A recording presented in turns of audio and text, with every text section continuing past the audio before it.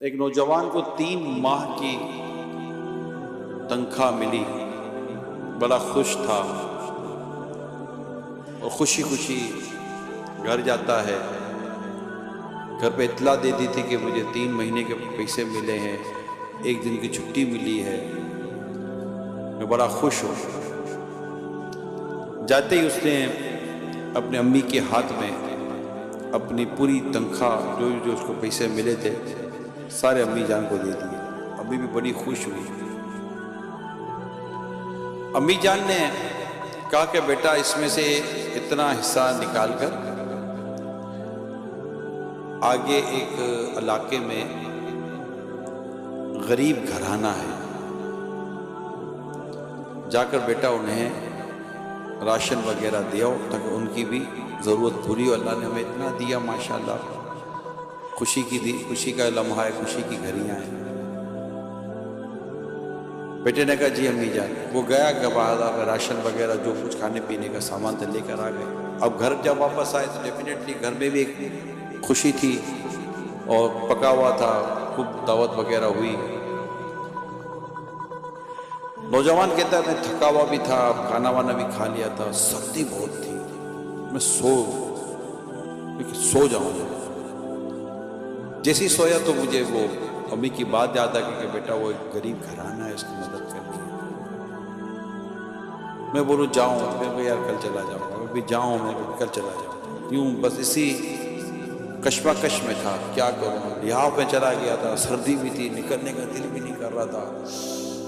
خیر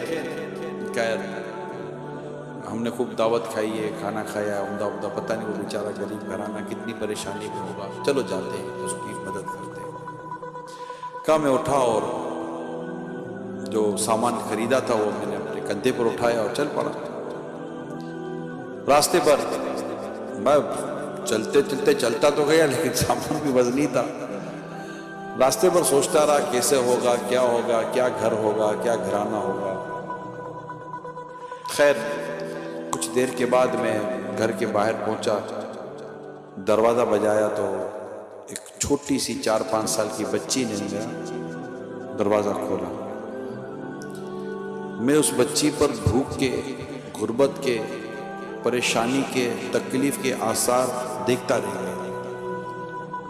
پتلے سے کوئی کپڑے پہنے تھے، سردی سے بدن ڈھانپنے کے لیے کوئی پراپر انتظام نہیں تھا، الگ کڑاکے کی سردی۔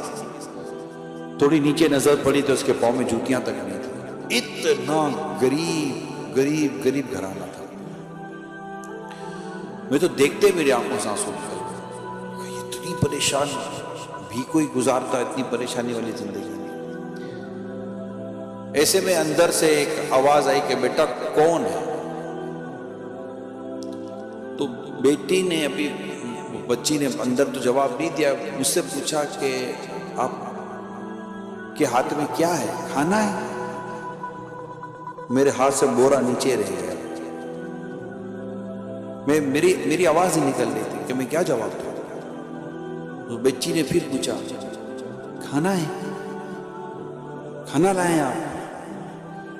تو میں نے کہا ہاں بیٹا میں کھانے کا سامان لایا۔ امی وہ فرشتہ آ گیا۔ وہ آدمی ہکا بکا رہ گیا، بولا میں گناہگار، بدکار، سیاہکار آدمی، مجھے فرشتہ بنا دیا۔ یعنی یہاں فرشتہ صفت انسان ہوتا ہے، نیک، ہم نے یار فرشتہ صفت انسان ہے، نیک آدمی ہے، اچھا آدمی ہے، اس طرح مطلب کہ وہ گفتگو کو۔ تو اندر سے اس کی امی کی آواز آئی جو پردے میں تھی، کہ بیٹا وہ اصل بات یہ ہے کہ ان کے والد صاحب ایک مزدور آدمی تھے، انتقال کر گئے تھے، اور میں مطلب کہ کچھ بھی کرا کر گزارا کرتی رہی، لیکن اب اس کے بعد یہ بھی مشکل تھا کہ میں کوئی محنت مزدوری کر سکوں، ہاتھ میں پھیلا نہیں سکتی تھی، میری خودداری اس بات کی اجازت دیتی تھی۔ کوئی نہ کوئی آتا تھا اور آس پڑوس اور محلے کے لوگ آ کر کبھی نہ کہیں کوئی سی مدد کر دیتے تھے، پڑوس رشتہ دار وغیرہ، خاندان وغیرہ، تو ہمارا گزارا ہو جاتا تھا۔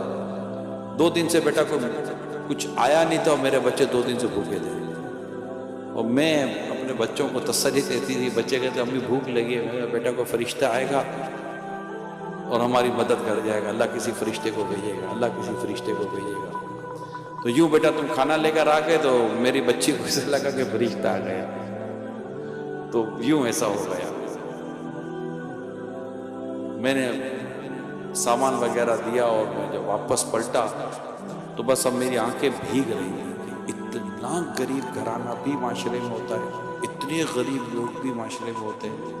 اس عورت نے اپنے رب کا شکر ادا کیا، بہت شکر ادا کیا کہ میں اپنے رب کا شکر ادا کرتی ہوں، اور میرا بھی اس نے شکریہ ادا کیا۔ میں اب میرے سے قدم اٹھ نہیں رہے تھے۔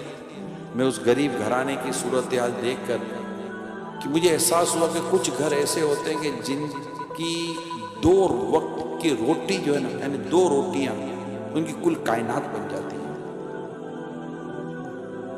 پیارے اسلام بھائیوں، یہ واقعہ ہو سکتا ہے کہ درست ہو سکتا ہے درست نہ بھی ہو، کتابوں میں لکھا گیا ہے، لیکن بات یہ ہے کہ غریب سے غریب گھر ہمارے یہاں پائے جاتے ہیں، اور بسا اوقات ایسا ہوتا ہے کہ کسی ایک غریب کی مدد انسان کو کہاں کے کہاں پہنچا دیتی ہے۔